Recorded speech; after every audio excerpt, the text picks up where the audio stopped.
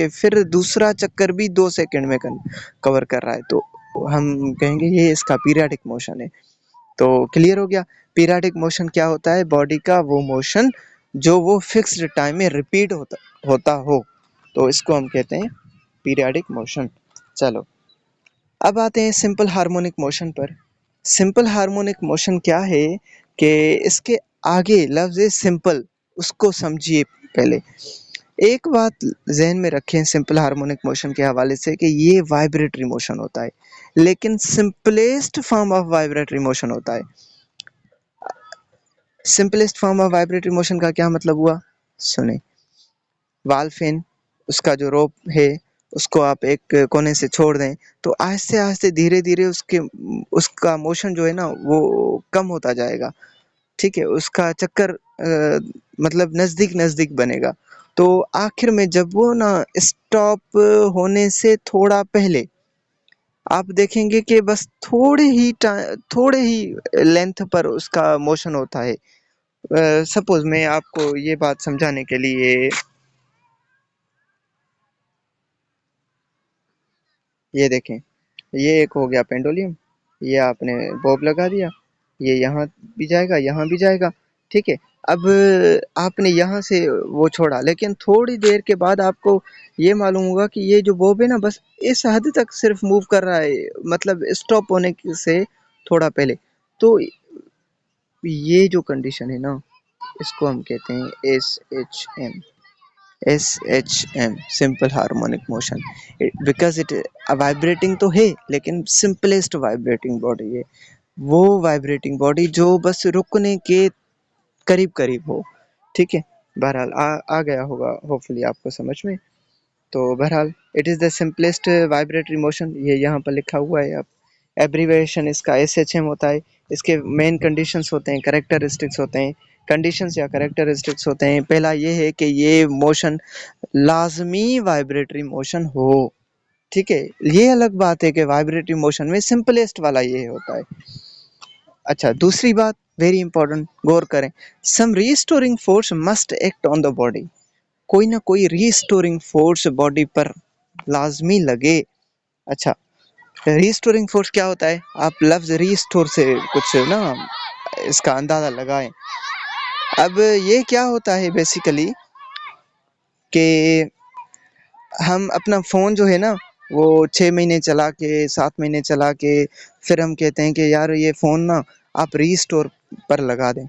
अच्छा, रीस्टोर का मतलब ये होता है कि किसी चीज़ को ओरिजिनल फॉर्म में लेकर आना। ठीक है, किसी चीज़ को ओरिजिनल फॉर्म में लेकर आना, तो वो होता है रीस्टोरिंग। तो सपोज करें वही, अगर मैं एग्जांपल आपसे ये वाला ये जो एग्जांपल था, ये वाला एग्जांपल अगर मैं आपसे डिस्कस करूं तो आपको ये मालूम हो जाएगा यहाँ पर कि ये सिंपल पेंडुलम है। ये यहाँ तक जा रहा होता है नॉर्मली। तो सपोज करें हमने यहाँ से इसको छोड़ा। ठीक है, अब यहाँ से हमने इसको इस तरफ धकेला, तो क्या होगा कि थोड़े टाइम के बाद ये जो बॉडी है ये वापस यहाँ इस पोजीशन पर आने की कोशिश करेगा। तो वो फोर्स जो बॉडी को इस बीच वाले पोजीशन पर लाने में हेल्प करेगा, उस फोर्स को हम कहते हैं रीस्टोरिंग फोर्स। अब ये बात भी सुने कि ये जो मिड वाला इसका पोजीशन है, इसको हम रेस्ट पोजीशन भी कहते हैं, मीन पोजीशन भी कहते हैं और इक्विलिब्रियम पोजीशन भी कहते हैं। ठीक हो गया। तो रीस्टोरिंग फोर्स की क्या डेफिनेशन बनी? अब सिर्फ इस तरफ नहीं, अगर इस तरफ भी बॉडी जाए ना, इस तरफ भी बॉडी जाए ना, फिर भी क्या होगा, एक फोर्स लगेगा जो इसको अपनी मेन पोजीशन की तरफ इसको खींचेगा। तो ऐसी फोर्स को हम रीस्टोरिंग फोर्स कहते हैं।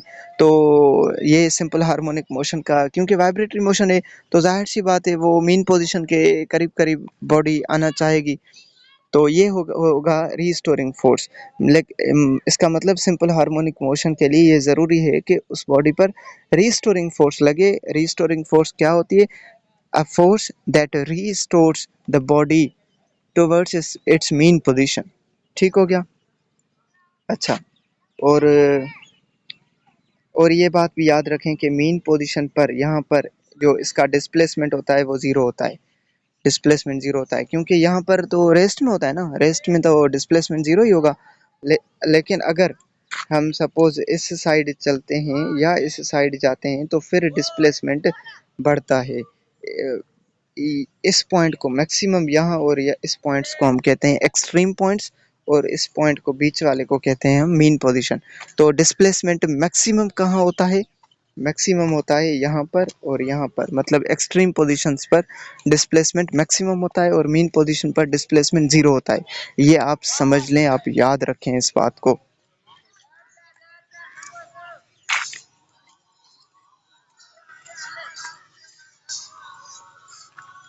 अच्छा, तीसरी बात कि जो एक्सीलरेशन है ना, एक्सीलरेशन वो डायरेक्टली प्रोपोर्शनल होगा to the negative displacement of the bob. अब इस बात को समझने के लिए मैं वंस अगेन क्या करूँगा कि आपको एक तस्वीर या पिक्चर के हवाले से समझाऊंगा।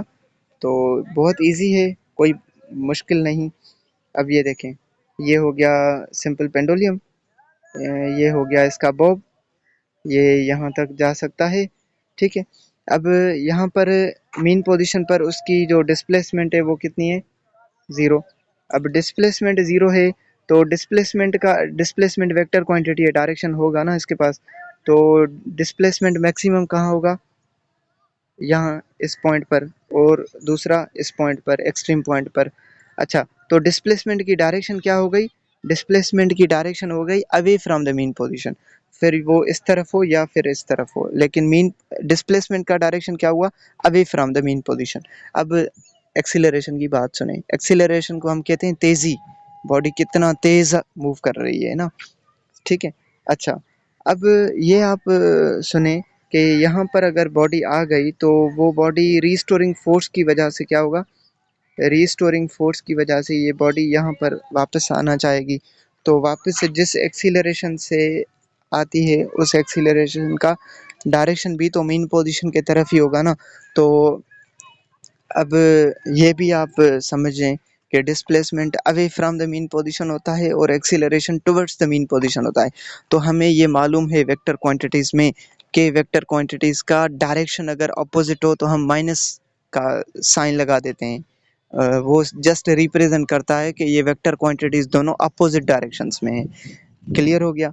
अच्छा, उसके आगे ये बात लाजमी याद रखें कि चलो ए एक्सीलरेशन रिलेटेड तो है किसी न किसी तरह डिस्प्लेसमेंट से, लेकिन नेगेटिव साइन लगा के फिर डायरेक्शन की वजह से। चलो, अब ये बात ज़रूरी है कि एक्सीलरेशन और डिस्प्लेसमेंट के बीच में जो रिलेशनशिप है ना वो डायरेक्टली प्रोपोर्शनल है। ये बात आप समझे लाजमी।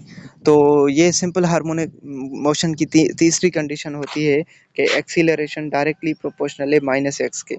एक्स, ये यहाँ पर एक्स लिखा है मैंने, समझिएगा। अच्छा, माइनस तो चलो ये समझ में आ गया अपोजिट डायरेक्शन के लिए। Acceleration directly proportional to the x displacement, इसका मतलब ये हुआ कि जितना डिस्प्लेसमेंट ज़्यादा होगा उतनी बॉडी ज़्यादा एक्सीलरेशन के साथ मीन पोजीशन की तरफ आएगी ना। अगर सपोज करें आपने क्या किया, आपने बॉडी को यहाँ यहाँ तक लेके आए तो एक्सीलरेशन भी कम होगी। आप बॉडी को यहाँ तक खींच के यहाँ तक लेके आए तो जाहिर सी बात है एक्सीलरेशन भी उतनी ज़्यादा बनेगी ना, उतनी ज़्यादा तेज़ी के साथ वो मीन पोजीशन की तरफ दौड़ेगा ना। तो ये डायरेक्टली प्रोपोर्शनल हो गया। एक क्वांटिटी डिस्प्लेसमेंट बढ़ती है तो एक्सीलरेशन बढ़ता है, तो ये डायरेक्टली प्रोपोर्शनल हो गया। लेकिन नेगेटिव साइन क्यों? वो डायरेक्शन की वजह से। ये क्लियर हो गया। और आपको ये पता है कि एक्सीलरेशन कहाँ से डेवलप हो रहा है, ये आपको कॉन्सेप्ट पता है कि एक्सीलरेशन पैदा होगा ड्यू टू अनबैलेंस्ड फोर्स या ड्यू टू नेट फोर्स।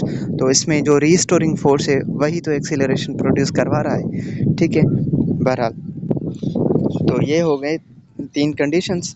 तो मेरे ख्याल से ये वीडियो शायद कुछ ज़्यादा, मतलब इसकी लेंथ ज़्यादा ना हो जाए, इस वजह से यहाँ पर हम स्टॉप कर रहे हैं।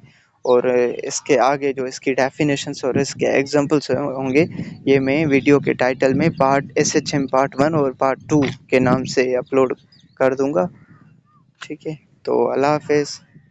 होपफुली आपको ये सारा कुछ समझ में आ गया होगा।